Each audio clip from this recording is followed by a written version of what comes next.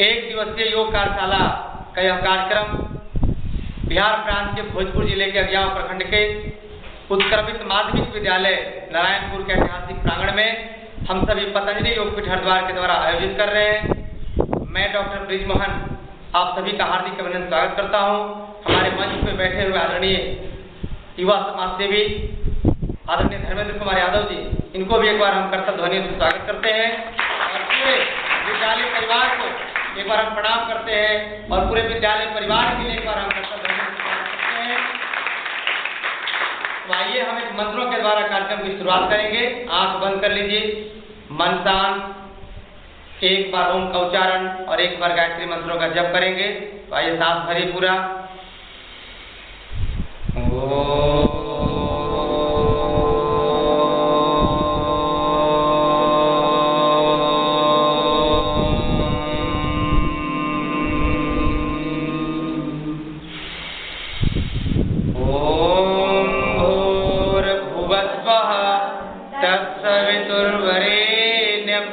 भर्गो देवस्य धीमहि धियो यो नः प्रचोदयात्। ओम शांति शांति शांति। ओम। आप सभी देश के भविष्य छात्र छात्राओं को एक बार पुनः प्रणाम करते हुए आप सबके बीच हम प्राणायाम के हम 3 अभ्यास बताने का प्रयास करेंगे। पहला भस्त्रिका प्राणायाम, दूसरा अनुलोम विलोम प्राणायाम और तीसरा भ्रामरी प्राणायाम। तो पहले हम विधि को सीख लेंगे, फिर अभ्यास कर लेंगे।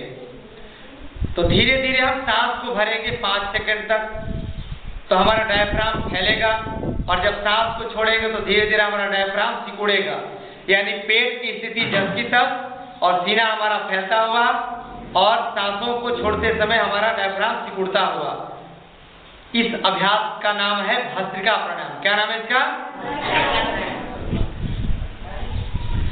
इसमें 5 सेकंड तक सांस भरना है। कितने सेकंड सांस भरेंगे? 5 सेकंड। कितने मिनट सांस को छोड़ेंगे? देखिए, 5 सेकंड सांस भरना, 5 सेकंड सांस को छोड़ना और 5 मिनट तक इसका अभ्यास करना है।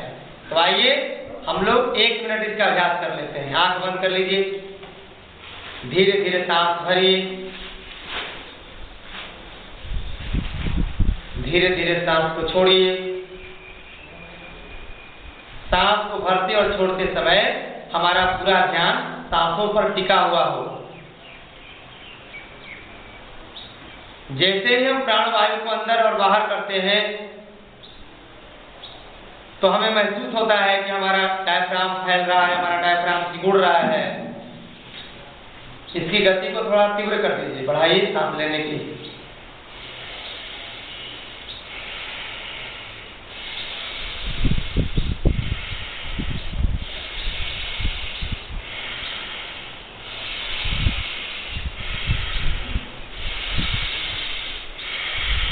अब रोक दीजिए।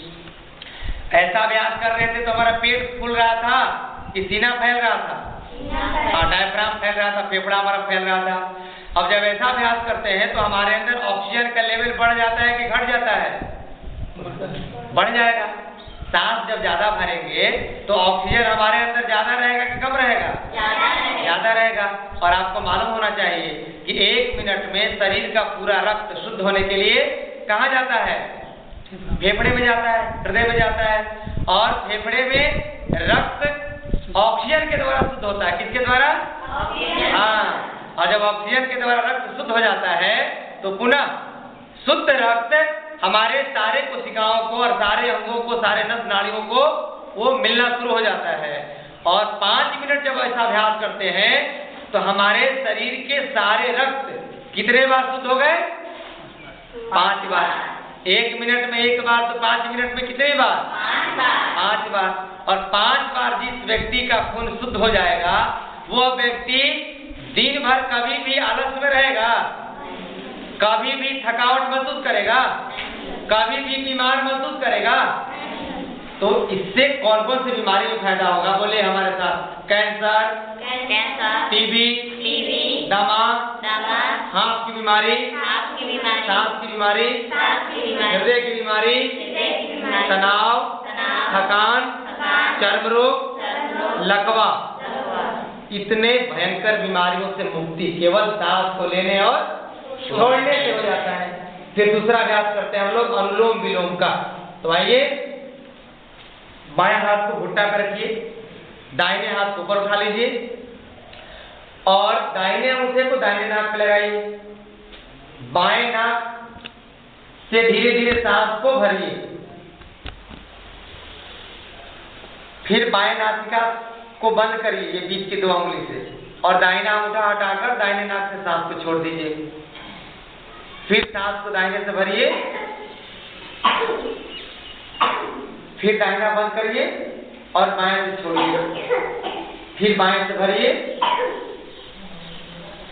बायां बंद करिए, दाहिना से छोड़िए, फिर दाहिना से भरिए,